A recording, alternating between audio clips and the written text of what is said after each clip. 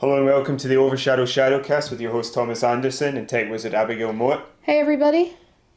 So, Abigail, first comes first. Ha ha ha. I never understood that saying because where else is it going to go?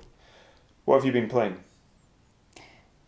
Yet again, I have been playing GTA 3. So you've continued your journey Yes. into the 7 circles of hell, as Yes. you seem to be describing it. Or the 8 espresso trucks of hell.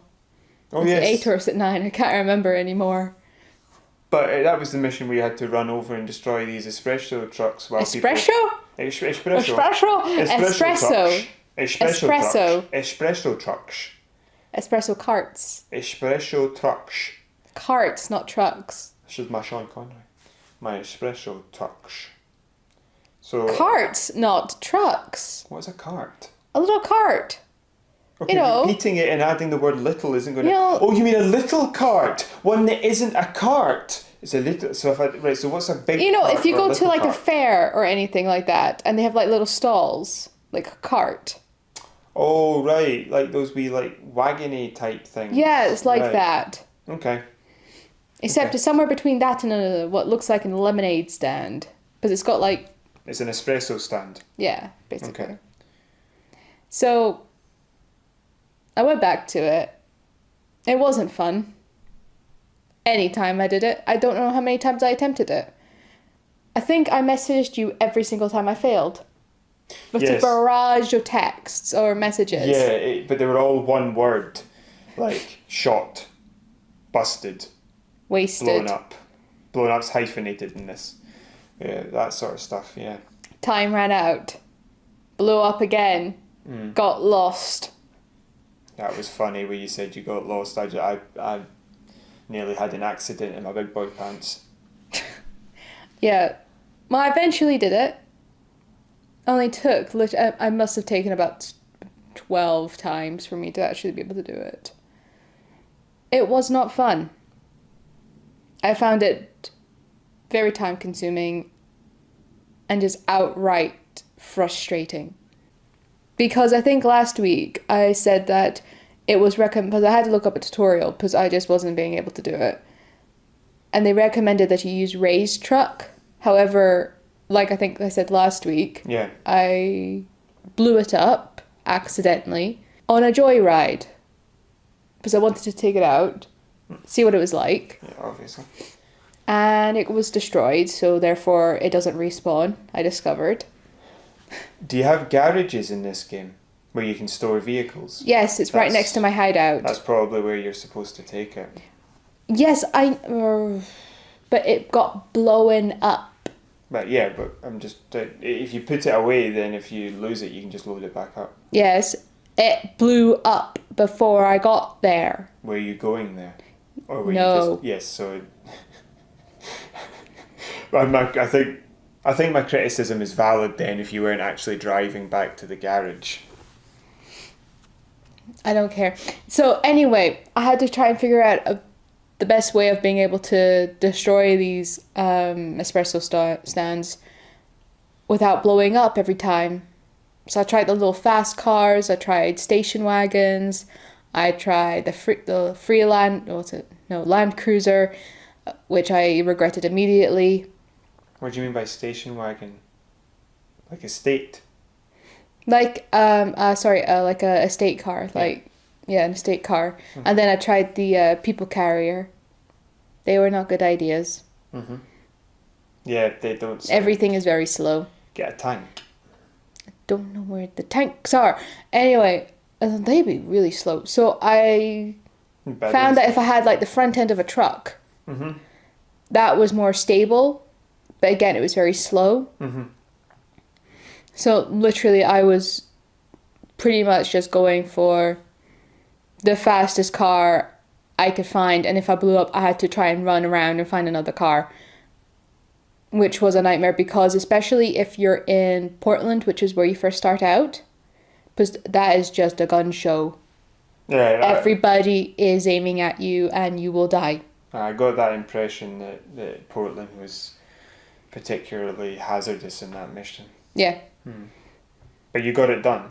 Yeah, eventually. And I literally just went, thank God, and switched it off. Because you're down to 3 missions now. Yeah, I just like, I ain't gonna play it anymore. So can you remember how much money you have? It's over 500, I think. 500,000, yeah. I think so. $500. Yeah. I've got more than $500. How many people have you killed? 600. Yeah. Yeah, so the next mission I've been attempting, because it's been a while since I played it. Mm-hmm. So I went back to it a couple of days ago. Yeah, I think it was the day before yesterday. Yeah. And it's another mission, and I can't remember any of the characters' names. The one beginning with an A. Is this the Japanese lady? Yeah. Akira or something like that. Yeah. Yeah. I can't remember her name, sorry. It's just I just look for the icons A and D. That's all I see. Aye. And a little the telephone icons symbol. are on the mini-map. On the mini-map, dictating yeah. What missions are available. It's not like an icon above our head. Or you can't remember this person's name because they're some sort of foreign, so we'll just put a big icon above their head. No. It's just, to be honest, right? See, when you have, in early, even now modern video games, they only have so many faces available. And when it's when you see them repeating the faces of non-white people, you immediately go, wait a minute. Well, I mean, in GTA 3, right, all the NPCs all look exactly the same. There's like 4. Yeah, exactly. So you feel really racist looking at this Asian person saying, they all look the same. Wait a minute. No, just the non-playable character, like all the people on the streets that you can run over. Yeah, I know. They all there's like 4 or 5. Yeah. And they just change the colours of the tops and the hair. That's it. Aye. But it was a simpler time. I shake my head. So she gives me a mission in which I have to shoot down a plane. I need to get to a boat, sorry. I need to shoot down a plane and collect the cargo. I got lost looking for the boat 3 times. Is it not marked? It is.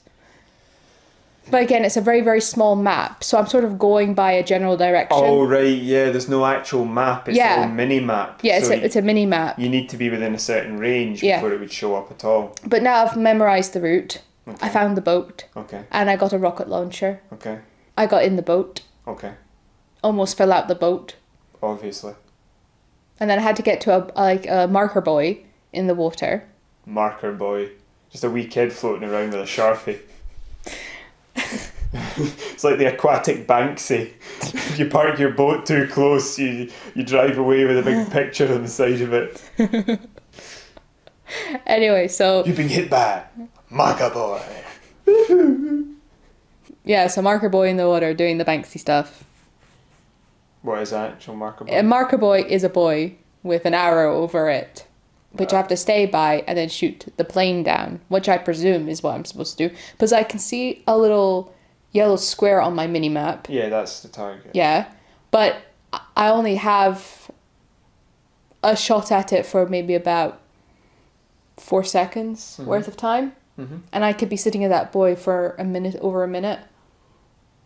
So I honestly don't know if I'm supposed to chase it down for a little bit or figure out where it is it's supposed to go. Maybe I could shoot it down in a different location. I would look that up. I'm going to. Yeah. Because I didn't... Because when you shoot it down, wherever you shoot it down depends on where it drops the packages. And there's 8 packages I need to get. So what I did was, the first time they all landed on land, so I had to beach my boat. Well, I didn't beach it. There was like a jetty. Well, no, it's like a slip like into the water. Yeah. So I went up on that, half expecting my boat to disappear. It didn't. But I thought I had gotten all the packages, and then I realised they were on another ledge up. So I went up and didn't realise there were 2 Colombians there, and they was dead. So you climbed up and they shot you in the face? Yeah. Okay. And then I did it again. And this time a car blew up on my way there. So this was just a random place that they dropped and you ran there? Yes, next to an airport. And you went and got the packages and then you realised there was some above you, so you climbed up and you got shot in the face. And then the next time I was able to shoot the plane down, half of them landed in the water, half of them landed on the lower ledge, so I got all of them. I had to get back into... I got them on the lower ledge. Had to get back into my boat. That was fun. That's the ledge of what? Because this sounds weird if half can drop in the water and half... Well, it's... I don't know how to describe it. It's just like a ledge. It's like a jotted out piece of concrete that was built onto this airport Right. that is into the water. Right, okay, so it's It's basically... land. Right, so half are landing on a... There's a lower level and an upper level. Right. I don't know how else to describe it. So it's basically just land, you're saying, is Yeah. ledge. It's not like the ledge of a building, it's just No, land. no, it's And like... it looks to be tiered. Yes. Right, okay. Okay, that makes sense, because the airport island is an island. So I then tried to get back into my boat. Almost fell out of it again. And I've got a helicopter chasing after me as well as shooting after me every now and again. And then I have to get back to a hideout. I can't remember which hideout it is I need to get back to. It's a pink square on my mini-map. So again, I'm trying to go in the general direction. First time I killed the 2 Colombians that killed me and stole their car. And then I was immediately chased down by loads of police officers. Because as soon as you shoot down that plane, you're 4 stars rating for the police. Yeah. So next time I tried to get back in my boat, went back the way I came. And pretty much the exact same thing. Loads of cars started just crashing into me and I just kept getting blown up or killed by the police officers. Is there paint sprays in 3? What? Paint sprays in Yes, 3? there are, but the problem is that the police are there, already there. Right, okay. But you're up to 4 stars.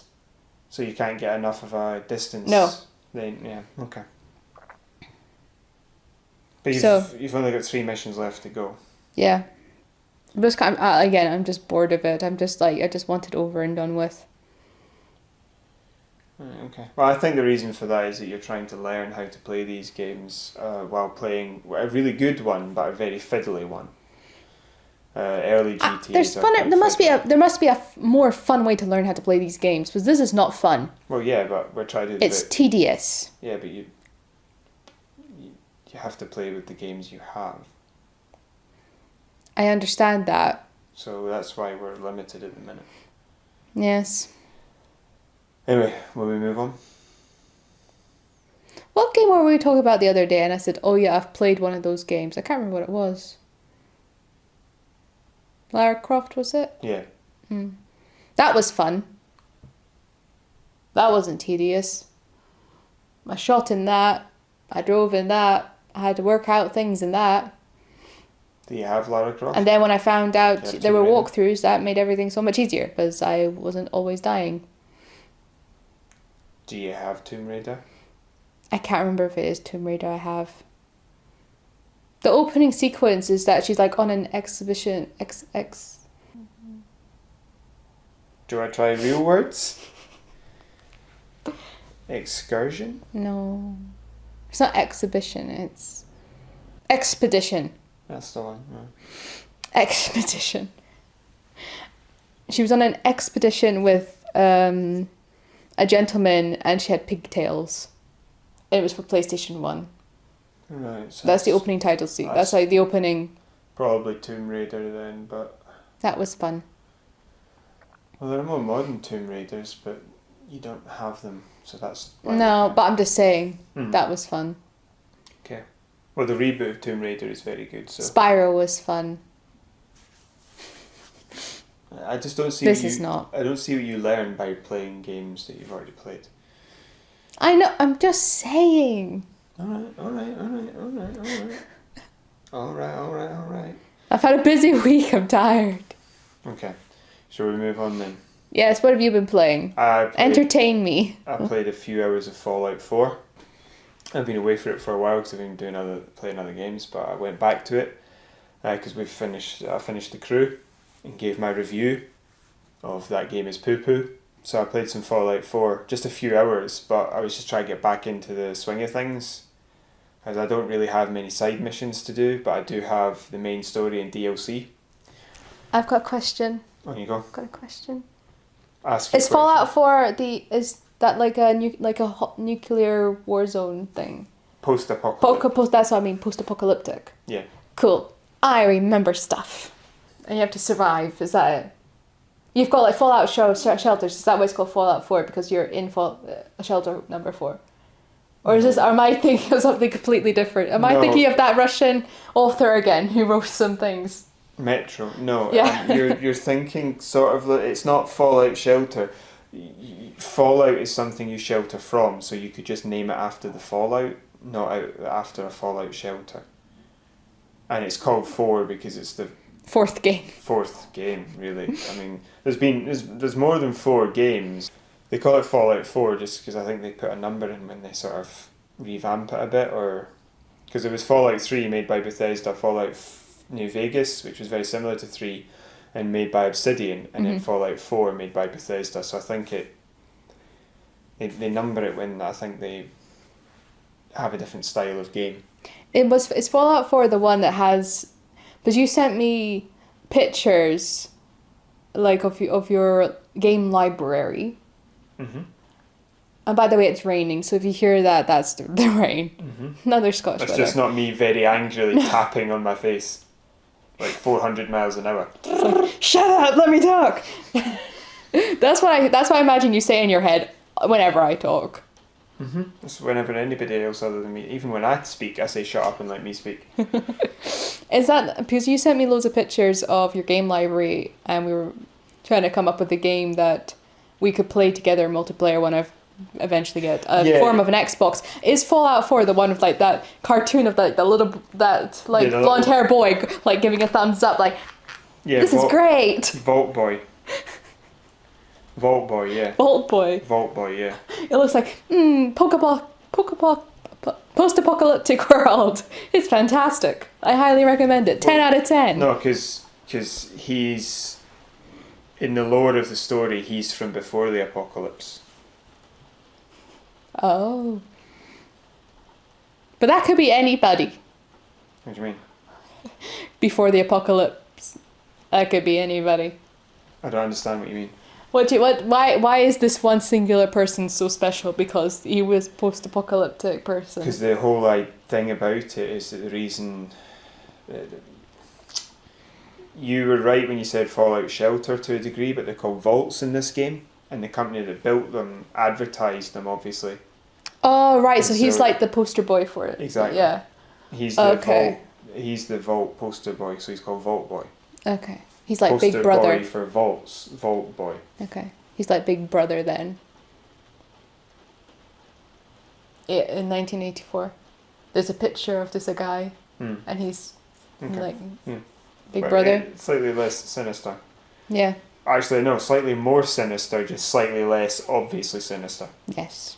Which might actually make him even more sinister. I love that book. Like the movie as well. 1984. Continue. I'm saying that thing in my head now.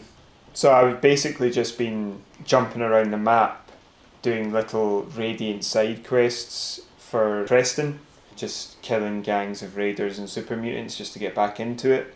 I think the big thing about me for Fallout is whenever I go back to one, if I've left it for a while, is I can't remember which guns are good. Also, I think I'd only just discovered how to use some of my good weapons properly when I stopped playing. So now that I've gone back, I had the joy of rediscovering how to work good weapons again. What do you mean by good? You just mean more accurate, more powerful? More damage. More damage. Because this game, the shooting in this game and in, I think Fallout 3 in New Vegas, but even more so in this game, is pretty realistic. You can bring the weapon up with its sights and you can just aim, and as long as you get the reticle on the person, you should hit them. There's a weird draw distance effect when it comes to the graphics, which I might have a picture of, but it's if you put the reticle on them and pull the trigger, you'll hit them. There's also the VATS system, value added tax system. Why did you look at me like I wouldn't understand that? Because it's not called the value added tax system. That was a joke. Why would they have a shooting? I heard you say VAT. Why would they have a shooting mechanic in a video game called the value added tax system? There is a possibility I zoned out during part of that conversation. It's the what's it called? The Vault-Tec assisted targeting system. So basically, you activate this and you target certain areas on the opposition bodies. Right. And it gives you a rating for whether your chances of hitting them, and also that each of them has a little health bar. Right. So you can cripple a person's limb. Not permanently, although you're killing them. So if you hit a leg, they move slower. If you hit an arm, it damages. Oh, okay. I thought you meant like each limb had a little damage, little damage bar next to it. It does. Oh, right. Okay. And then once you've damaged it enough, it's technically crippled. Right. And they can, so if you're fighting a beastie that has a lot of health, like say a berserker, a super mutant, and you cripple their legs, they'll move slowly. So that's probably always the best one to go for, the legs. No, the head, because you'll kill them pretty quickly. You can cripple the head without killing them, but you'll do a lot of damage while shooting the head. So it's the head is the best one to go for. It's like me in GTA 3, I always do a headshot. Yeah, it's usually it's the best one to go for. But yes, there are occasions where it is a good idea to cripple the legs or the arms. And I think in the case of feral ghouls, if you shoot a leg off or an arm off and cripple it, it will come off. Okay. So you can have this weird sort of scenario where they'll stand in front of you with no arms, or they'll just be pulling themselves across the ground to try and hit you because you've blown their legs off. The difference obviously being I think you only need to take one leg off before they can't use the other one properly. Okay. But it's... It sounds interesting. Yeah, I was just playing it, just doing these wee Radiant quests where all you do is shoot stuff just to get back into the way of it, to find out, as I said, which guns are good and which ones aren't as good. And I think I've still got an awful lot to play from the point of view of the DLC, because I've played hundreds of hours and I still have guns which I don't have any ammo for. Because I think while the gun might appear in the game, the main game, I think the ammo only appears in the DLC. Right. So I've got guns that use like 7.62, and I've never found a single round of 7.62 ammo. I've been getting used to that. Also maintaining your armour and stuff like that, and just the simple things of jumping around the map, just relearning it. And I have to say that while I find this Fallout game extremely frustrating because it's not really, I've said this before, it changes a lot of things, but was it the tagline I came up for it? It doesn't take, well, not a tagline, but this is what I would base any review on it. It doesn't take any steps forward, it takes steps to the side, but still manages to trip up over its own feet. So there's no real, you don't move forward in the game, it's just like a constant thing. So what do you mean, like it doesn't move forward, it moves to the compared to side? previous Fallout games. But the shooting is pretty good. The shooting it's really quite satisfying. The only problem is if you do zoom in a lot with a weapon, you see the graphical in sort of limitations. Right. Which I will have a picture of, and I've already shown it when I mentioned it before. You can really tell the graphical limitations with a zoom way when you zoom in at range, but the actual shooting mechanics are quite good. And also, I normally go for a shotgun, an automatic shotgun with a ranged weapon. Yeah. And then when I find one with lots of ammo that works very well, later on in my playthrough, I'll bring in a machine gun, so I can spray it close. I just run up to them in power armor and go. That's quite often my Fallout routine. Is it a shotgun for close range, a long range light rifle, and then I'll like a sniper rifle or the previous sort of anti-material rifle from New Vegas, and then I'll eventually later on I'll get a machine gun to use all that like 10,000 rounds of ammo I've built up. But in this, because of the fact that you've got so much more ability to upgrade your weapons and make them better, I've done that a lot earlier with in my playthrough, or at least I've not done it earlier. I might even have done it later. Sorry, but I've done it more because I've got the way they've worked the favourites system. I have several long range, a shotgun, and several machine guns, so I'm having fun flicking between them.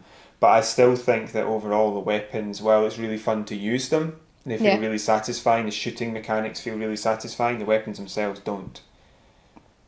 They feel really, really terrible compared to previous games. And The one Is this when you say previous games, you mean previous Fallout games, or Yes. just previous games in general? Fallout games. Right. But the one good thing is that I did find this .44 shooter, 6 shooter. .44 is the caliber of round it uses. Okay. And I did. It's got a 6 shooting revolver. You put the rounds in individually, and then put the barrel back in. Like what you might see in Russian roulette kind of thing. Yes, and that gun is insanely powerful and accurate. And I put a wee tactical scope on it, and it's really fun to use. I also started getting some of the perks for the weapons, because I'd been leaving those out until I knew what type of weapons I was going to use. But now that I know what I'm using and I've got all the good weapons, I'm starting to get the perks, which increase the amount of damage that you do. It's leveling up perks. So I didn't know if you wanted me to say anything there, so No, I was just sitting quietly listening to you. yeah, but you were sitting there with a face that just said, "I'm lost, but I'm not going to admit it." But yes, I'll just explain to the people at home. Leveling up perks when your character levels up, and you get. So I've got like a 20% increase to the 3 weapon types that I use. I don't use much energy weapons compared to bullets. What's an energy weapon? Well, you've got there's the Tesla arc cannon arm thrower. Oh, so it's like actual, it can energy, shoot yes. energy, So this right? shoots Okay. like electricity.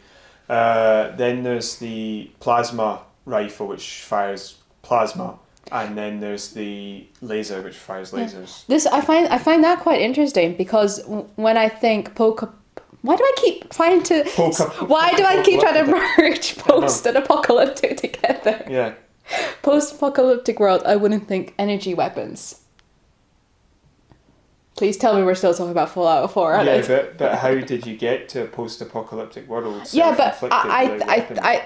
when I think post-apocalyptic world, I don't think high-end weapon. Technological advancement. Yes, I think regression. Right, and there has been to a degree, but the game's lore starts.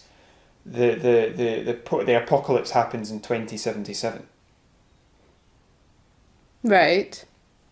So, but when I think I did it again. Post-apocalyptic, I think something like The Walking Dead, for example, where they just have guns. Right, but the point Swords. you're not listening to is this lore starts in 2077. No, I heard that. So they bit. already had energy weapons before the apocalypse. I know. I'm just explaining as to why So I was amazed by it. It would be like The Walking Dead, where they don't have bat technology anymore.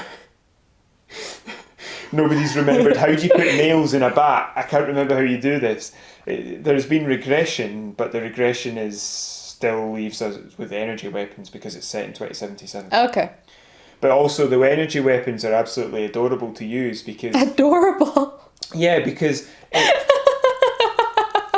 this universe splits from our universe in the fact that after the war we culturally advanced as well as technologically. Yes. Whereas this post-war didn't culturally change. It's still 1950.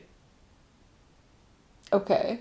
So they've still got like Elvis style music, they've still got radio, wireless plays, tiny wee television sets, but their technology advanced, so their cars are powered by atomic energy. So it's a bit like what I would describe like an Incredibles universe. Because when you think of the Incredibles, you don't think... Yes, it's sort of like that, Yeah. Aye. Yeah, that's exactly what it's like. Yes, well done. Jeez. Do you know, if you face glows anymore, those planes are going to try and land on us. Beaming with pride here. Well done, me. So, the culture change. The timeline split is that the culture didn't advance, but the technology did. So by 2077, they were using nukes for everything. But obviously, because the culture didn't advance, they were incredibly racist. So. Oh, right. That's why they end up in this. For one thing, they've still got that manifest destiny for America. The resource wars that happened because of the fact that in the 1950s culture, climate change wasn't exactly listened to very much, was it? No. So neither was, the oil's going to run out. No, the oil's going to live forever. Even back then, they couldn't even admit oil was going to run out. So they eventually run out of resources. Right. And the whole world goes to war over them. When America finds the last oil reserve in the Pacific, I think it is, America and China end up going to war over it. Yeah. Because America's been demanding resources from the rest of the world as its fair share. But when it discovered this oil reserve off the coast of America, it said that's in our waters, so it's ours, and didn't give anybody anywhere else. Mm-hmm. And I believe China ends up invading Alaska, and America has to annex Canada. You said Alaska quite Alaska? Yeah, and then there's landfall. I think American soldiers end up invading mainland China. And I think these are all sort of preparatory wars. I don't know if these count as the Great War. The Great War started when China and America started dropping and launching nukes on each other. Right. And so they think that the Great War lasted like 30 seconds. Really? Or like half an hour. No, half an hour. You know what we'll say? The Great War lasted the same time as you can keep a Stargate event horizon open. It's like I thought you were going to say the Great War started for as long as you can keep your attention span going. So the Great War lasted 3 milliseconds. There were no deaths. It's obviously a little bit insulting from the point of view of if either this culture hasn't recognised the First World War as being the Great War, even though it was referred to as the Great War before that culture split off. In which case, it's just an interesting thing to do with the game. You know, the sort of universe that it's in doesn't see that as the Great War. Well, it could be that the fact that in this universe, I presume, because you say it split off like in the 1950s, the Great War that did become known as World War One. So maybe they're using they've now separated the Great War from World War One, and they're using it for this because they're saying that this was a greater war than that. That's what I was going to say. Either it's because they didn't in the lore they didn't call it that, or in the people who developed it didn't realise the First World War was called the Great War, or because this war was so much greater they moved the name. Yeah. I don't know if this is in bad taste, but you know that episode of Vicar Dibley where they have the Great Storm and they're trying to like... It's like, that wasn't the Great Storm, that was the mildly... that was the Great Wind, it wasn't the Great Storm. But I think it might not be deliberate because this is a post-apocalyptic world, so it could be they just call it the Great War because the vast majority of people in the Fallout universe were never around before the war. Yeah. So they call it the Great War because it's the war that has resulted in the world being, you know... The way it is, yeah. The hellhole that it is. Pardon me, my voice just suddenly went dry there. The hellhole that it is. Do you want to go get a glass of water? No, I'm fine. So... Yeah, the war lasted like half an hour. And then that was it. Everybody was dead. That is insane. Well, seriously, that's how long it would take for a nuclear war to wipe us all out. It's not... Oh, I don't want to think of that. It's not that ridiculous at all. Oh, no. Maybe.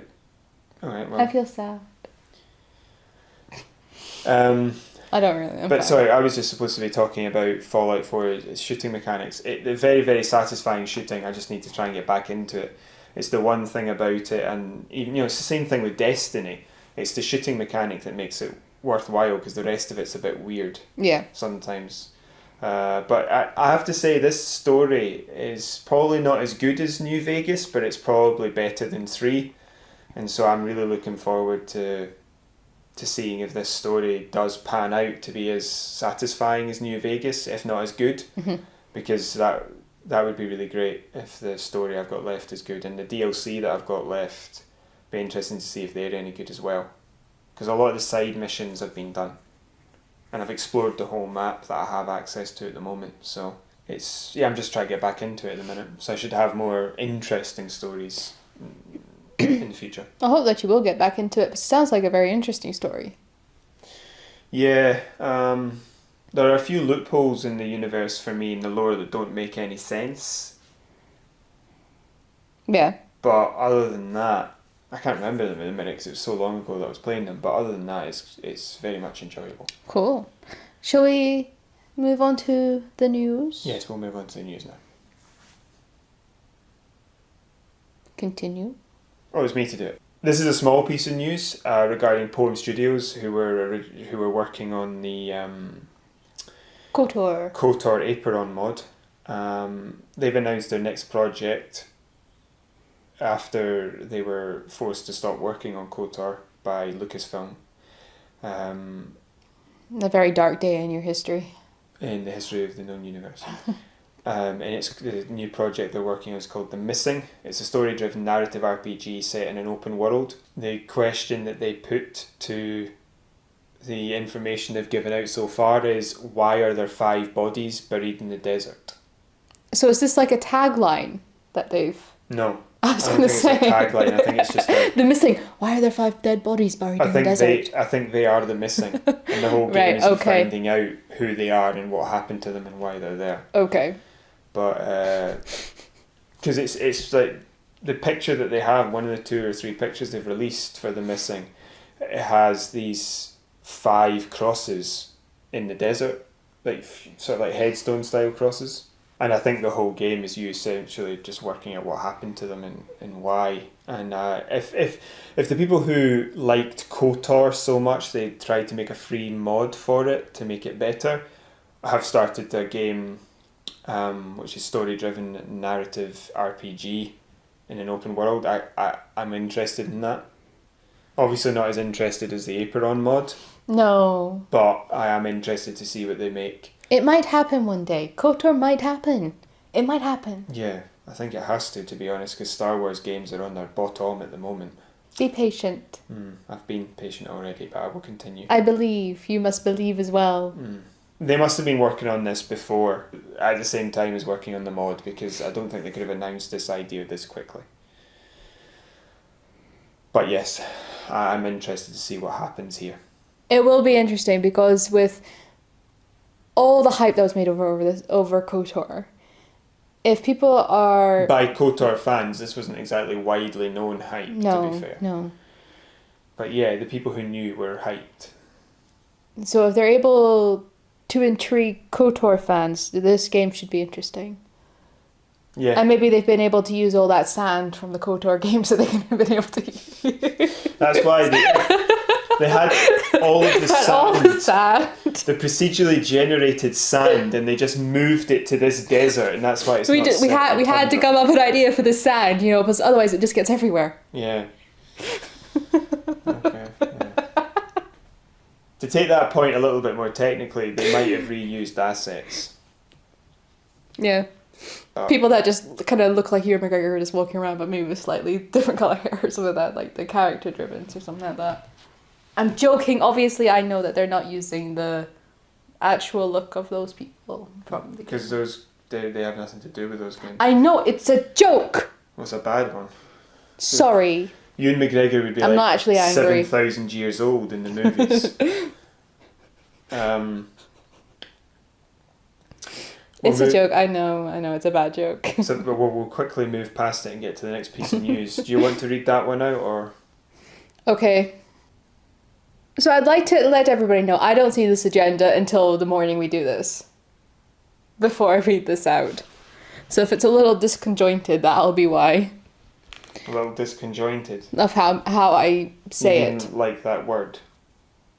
What do you mean? The way you said it sounded disconjointed. Disconjointed. Is disconjointed even a word? It is, disconjointed. The way you said that made me doubt it. I don't know why. Most words I say, I question myself if they're real words. Yeah. Ever since that condescending moment. Yeah. I was condescending the stairs. Could you imagine? Don't be so condescending to me. Just walking down the stairs, just being like, "Oh, it's so stairs." I walk all over you stairs.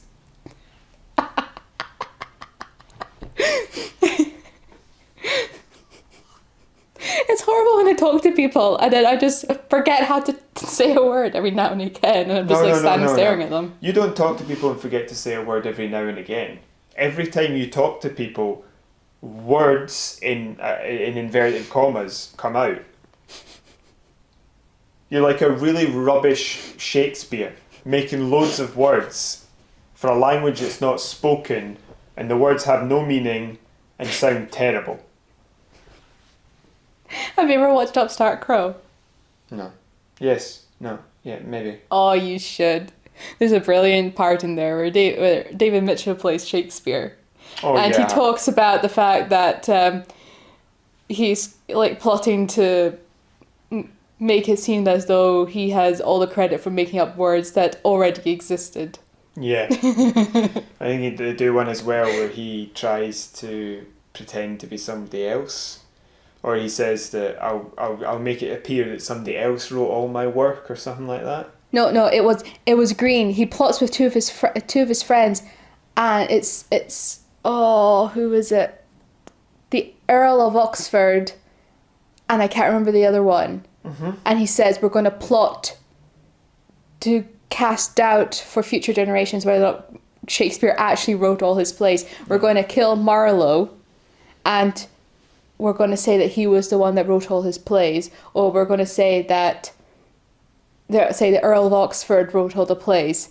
And what we'll do is, in your own plays, use words which would be like Shakespeare, and one of them makes the point, but they will be similar. We write in English. We all speak the English language. We all write in the English language. Yeah. So that's what it is. I don't think Shakespeare ever wants to... But Shakespeare's content... Yeah. The idea of the show is that Shakespeare's continuously taking credit for maybe some things that aren't his, technically. Like how he ripped off Romeo and Juliet from something else. I didn't know that till I watched that. Well, no, I knew there was something in there, but I don't actually watch it. I just... Watch it, it's so funny. Little things as I've walked past the living room of somebody else's. Watch it. Okay. Now that you've explained that you don't see the agenda via the medium of David Mitchell, would you please read the next piece of story news? Trusted review. Story news? The next piece of news. Trusted Reviews have been sued by Rockstar for online game leaks. Settlement has been reached for at $1 million for is that $1 million or £1 million? Yeah, I need to stop you because this is not written in a way you can just read out loud. These are notes, so I'm going to have to take over. Trusted Reviews, which is a UK-based... Well, don't tell me to read it out then. See, that's the part where you sound really angry because people can't see your face. Trusted Reviews, which is a UK-based games journalism review site, has been sued by Rockstar for game leaks regarding Red Dead Redemption Online.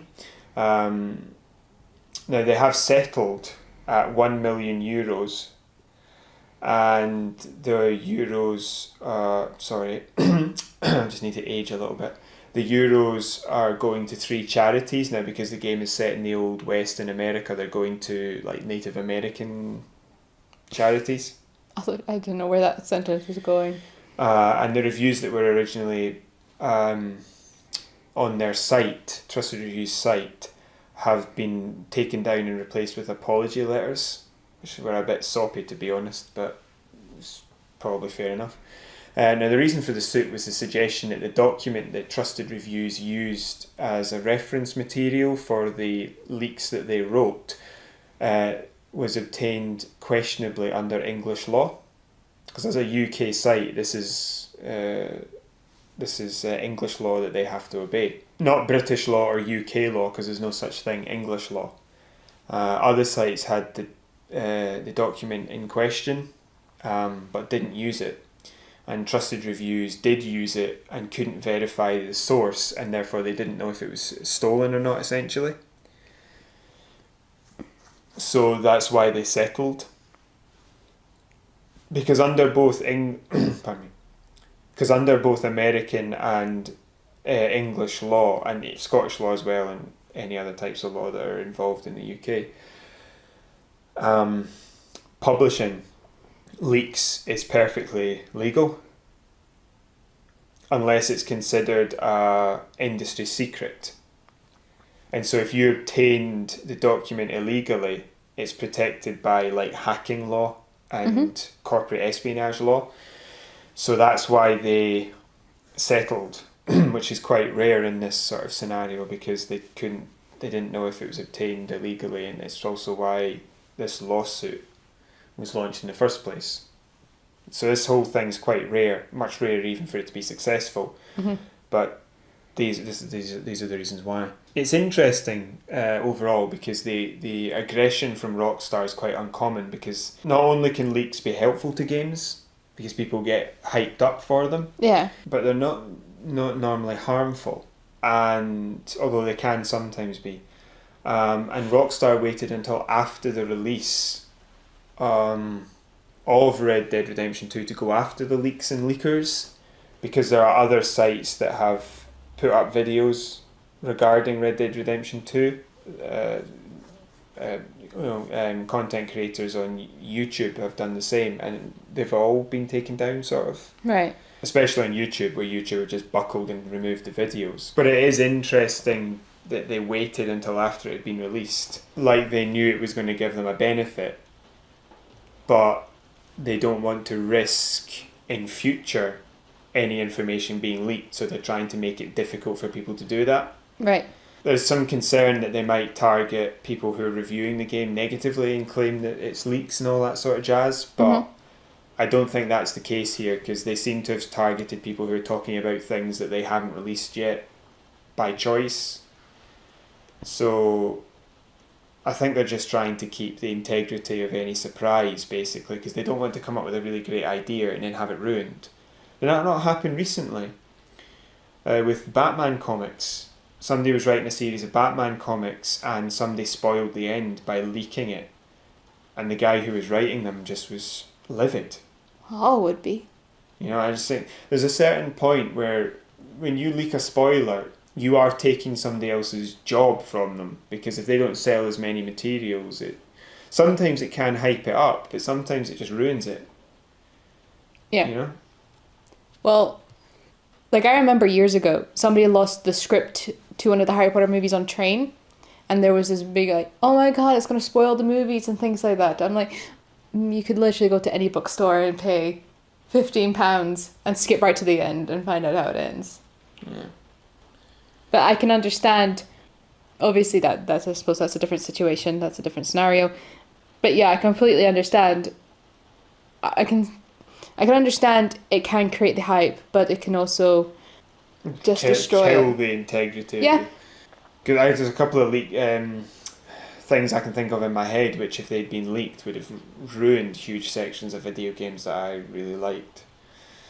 But I kind of understand why you have to be able to print leaks, but I don't know why people would. That's my problem. But some people, it's like when people try and leak the ends to like the Game of Thrones series or the Games of Thrones episodes. People do it, I think, are attention seeking half the time. Yeah. But in this particular instance where they were sued, it was because they stupidly used a piece of evidence that they couldn't verify. They couldn't source it. And I think they were right to get sued, because journalists of all corners shouldn't be referencing material they can't verify. Well, it's nice that Rockstar are actually going to be giving the money to charities and not keeping it for themselves, because I think most companies would. Well, I suppose that's an unfair statement, but I would presume a company would. EA. I wasn't going to say it, but... Yeah. Yeah, no, €1 million is petty change by Rockstar, and if they had sued and kept the money, it would have looked a little pathetic, but to hand the money out means that they can state that they were doing it on principle. So it's not only pragmatic, but it's also kind, so yeah, everybody wins. Yay! Apart from Trusted Reviews, who deserve to lose because they used stupid materials. Should we move on to the next story? Yes, the last story. The last story. You do this one. Yeah, because you can't read. No. Well, I can't read your notes. I thought you had written it as the actual story. I didn't realise you had, like... There are no bullet points, but it's kind of written to be bullet pointed. It's paragraphed with all the relevant information so that I don't get anything wrong and then get sued myself. But it's not written exactly as you would say it. So yeah, you can't read it. Anyway, a YouTuber called, this is the next story, the last story. A YouTuber called Shirako Gaming published a video called Red Dead Redemption 2 Beating Up Annoying Feminist. So that was the name of the title. That was the video. That was the name of the title, yes. That was the name of the title. That was the title of the video, sorry. Yes. Red Dead Redemption 2 Beating Up Annoying Feminist. That was the actual title of the video? Yes. Right, okay. Quite snappy. The NPC in question is a suffrage member. I've written here. I'm not entirely a suffragette. A personage of the female persuasion who is undergoing suffrage in an attempt to get the vote. Quick question. What time period is Red Dead Redemption 2 set again? I know it's like cowboys. I don't know entirely, but my guess would be it must be early 20th century.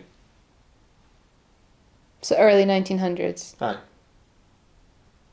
I was so scared in case I got that wrong. Because I think the Red Dead Redemption is set in like 1908 or 1910 or something like that. Oh, okay. And this one's just before it, so I would guess it at about early 1900s. I can look it up. No, don't look it up. Okay. Because there could be leaks. I'm just gonna look up when is Red Dead Redemption 2 set. No, remember we go into Red Dead Redemption 2 blind, as blind as we can be. Now, just to explain the origins of this video, the particular person, Shirako in question. Wow, that was a Yoda-esque way of saying that. Now, just to explain the origin of the video in question, Shirako was streaming some Red Dead Redemption 2 gameplay and came across this NPC, the suffrage NPC, and got annoyed at her. And so while she was speaking, he punched her to death. That may seem a little strange to some people, but in gaming that's just what you do. When you come across an annoying character, you remove them.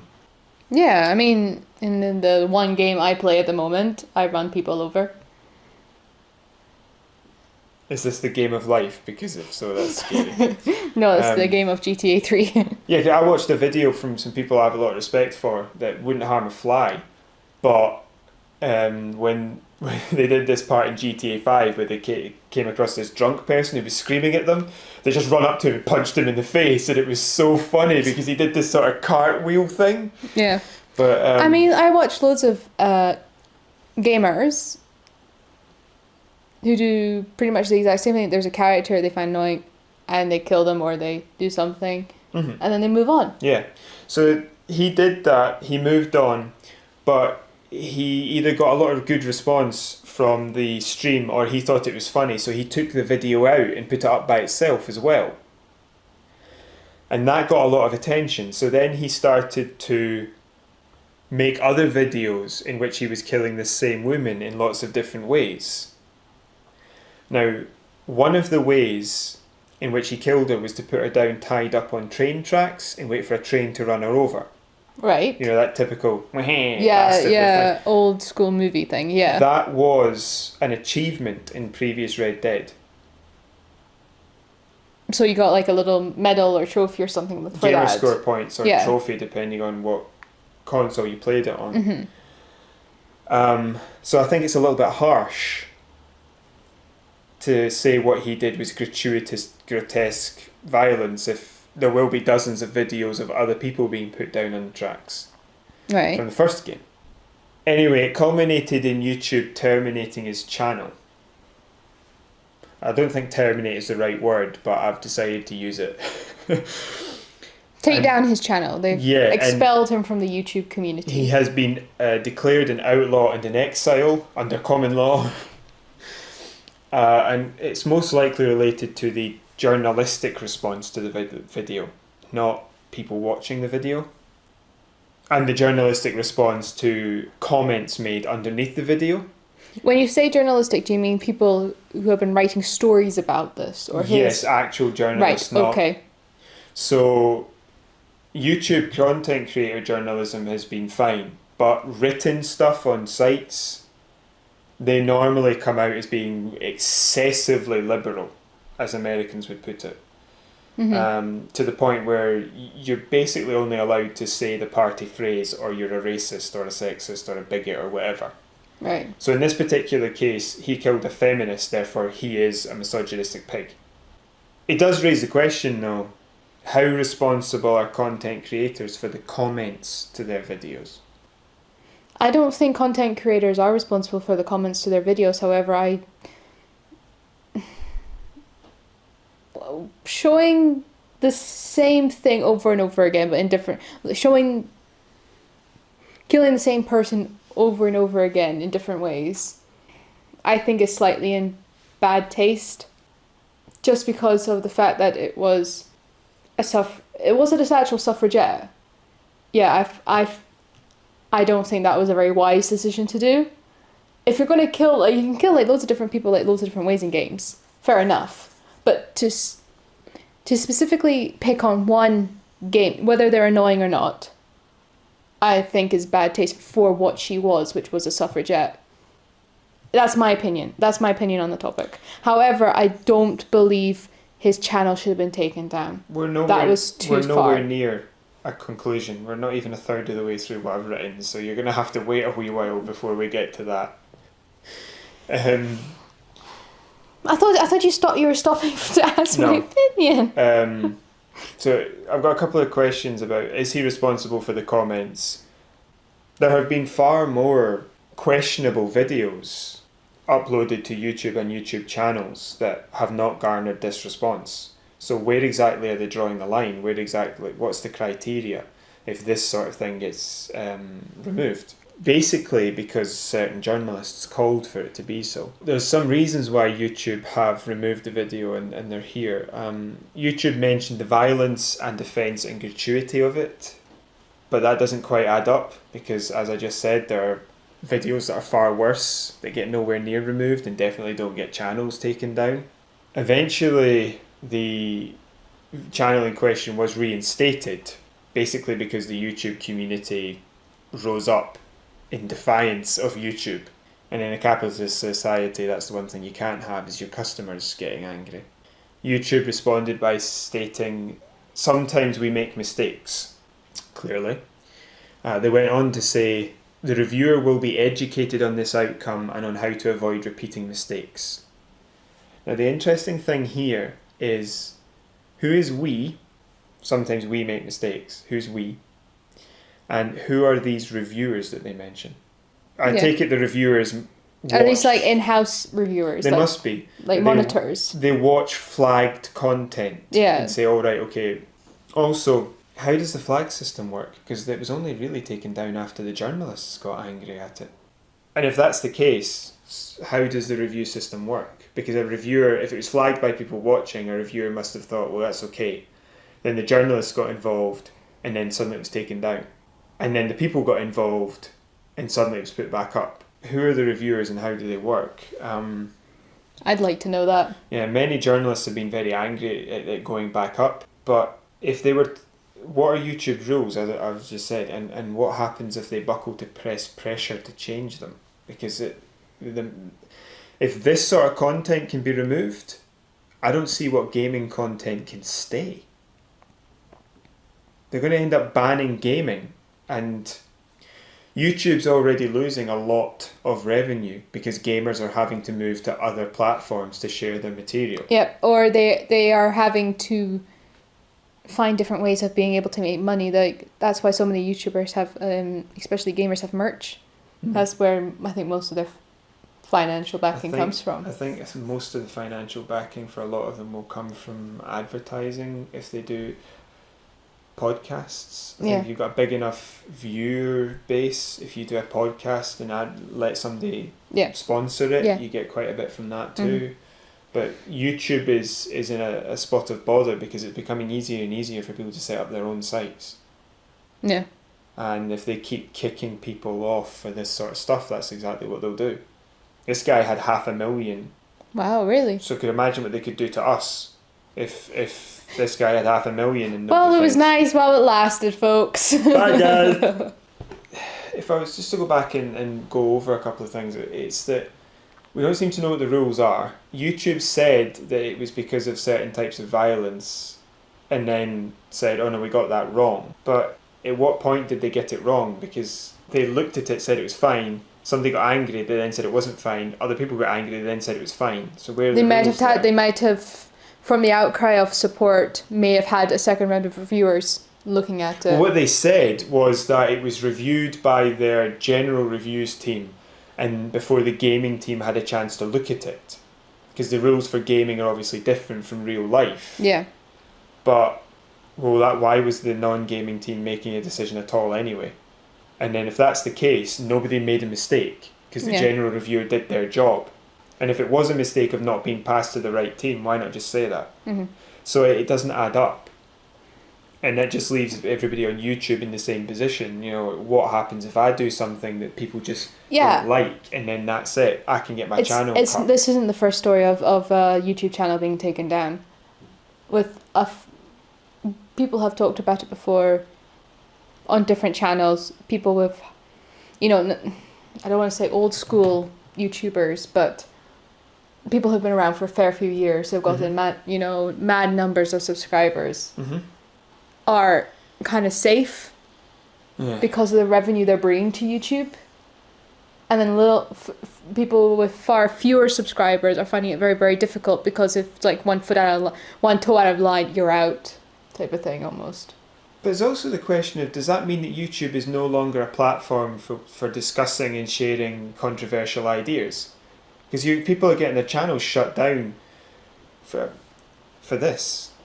I mean, it's a scary time to live in, I think, for the YouTube community, for their community, because we're very, very, very green on this channel. But I wouldn't even say, I hate the phrase community. I think it's completely misused. I would just say for people it's a scary time because you don't know when someone is going to jump down your throat. You can also say that microaggression. Yeah, this might not even this isn't just a problem on YouTube. This is a problem on Twitter. This is a problem in life. It's a problem in society. It's a problem in society. People think that offence and opinion matter more than somebody's human right. No, I just think that when one person gets angry, that's almost like enough for everything to go to pots, basically. Well, that's what I'm saying, is that when somebody gets angry or offended, they think that they have the right to shut down the other person. Yeah. If people say, well, we don't like this, so you have to stop doing it, democracy doesn't actually affect my human rights. That's the one thing democracy has no power over. It's like there are TV shows, there are YouTube channels, whatever, right? Any kind of platform. Mm-hmm. There are things I don't like. There are things that I find completely ridiculous and sometimes offensive. I don't watch it. Do you know, I disagree with that, actually. I just don't watch it. To a degree, it depends on what you're talking about. If we're talking about the debate of different opinions, well, one programme that you might say does that is the news.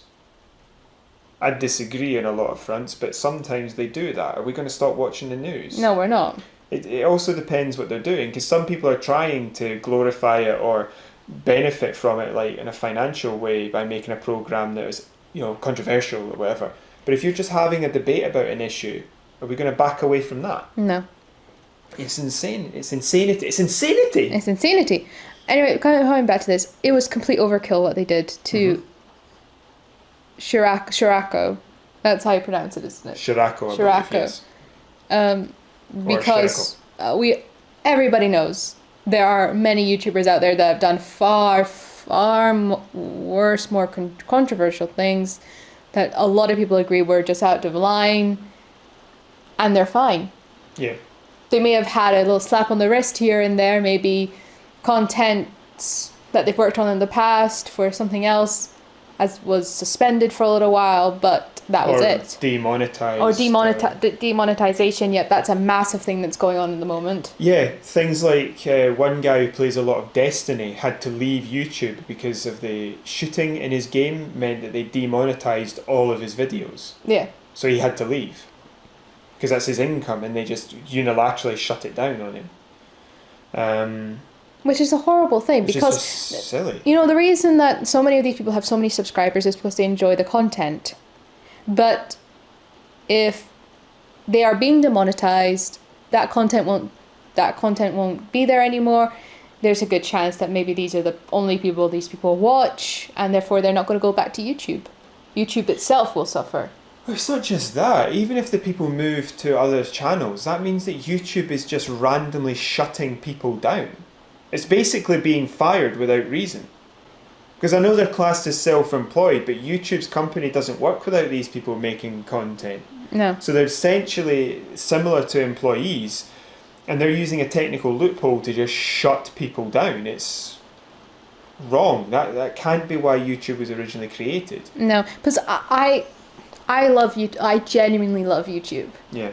I think it's one of the greatest things in the world in terms of the fact that people can just go on there and they can pretty much make whatever they want. I mean, they can watch videos of people eating loads and loads of food, which I find hilarious. Like, I just find the concept of that hilarious. Or the fact I discovered the other day, there's like people like pouring like paint and glue and stuff like that, making artwork and things. Or it's a platform which people can share, and other people can share their content with that person, and it's very, very loud in here at the moment because of the rain. I'm just going to say that I think the gods disagree with us. Or YouTube, and they're trying to drown out all YouTube control content. The weather. No, I think the gods are trying to drown out YouTube content in this sort of static sounding rain. There's two things I would say about this. One is I agree with Frankie Boyle that I find banality offensive. Sorry, what? Banality. What's that? Just like plain boring. Okay. Like if you're just boring me, I find that just insufferable compared to somebody offending me. Secondly, or insulting me. Secondly is there was a story that was written which used quotes from somebody who makes videos that I quite like, but I do find them a little safe, shall we say. Yeah. They err on the side of the either safety or what would be considered in this story. No, not this story. In this scenario. Please stop giving me words that are totally useless. This setting, facet of society, this sort of theatre, as being mainstream, safe opinions. You know? Yeah. This person wrote that they thought that it was telling that it was a feminist and all the rest of that sort of stuff. And I think this is what's annoyed me about this story, is that this person didn't do this because it was a feminist. They did it because the person was annoying.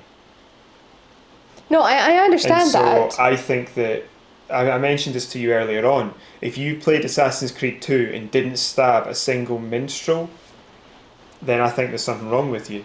Whenever you talked about the minstrels, I was just imagining the minstrels from the Holy Grail. Sweeties. Exactly, it's like that. And they just stab, you get so angry, you just stab one. I'm going back to that, the sweetie. Mm-hmm. I don't constantly have chocolate on my brain. No, but if I think of minstrels, I think of sweeties. When I think of minstrels, I just think of the minstrels from Holy Grail. So they get annoying, and you just stab one, and it's like a cathartic experience, because it's a video game, it's not real life. And if you did kill one of those, does that mean that you shouldn't be allowed anywhere near a guitarist, for example, because you might kill them? No. Of course not. It's because they were annoying, not because they were playing music. And that's sort of what annoys me about this story, is they've looked at the word feminist and not the word annoying. She's not annoying because she's a feminist, she's just being annoying while being a feminist. And I think that's what's caused the response we've seen from journalism. They're just writing hit pieces and rubbish to get people who agree with a certain political philosophy to like them. They may even agree with the political philosophy themselves, but this isn't politics. This person did it because the person was annoying, not because they were a feminist. The character was annoying, not because they were a feminist. And so I think that complete lack of counterpoint in journalism there is telling about journalism itself at the minute. So we've talked about this, and we've agreed that the fact that they should not have been taken down.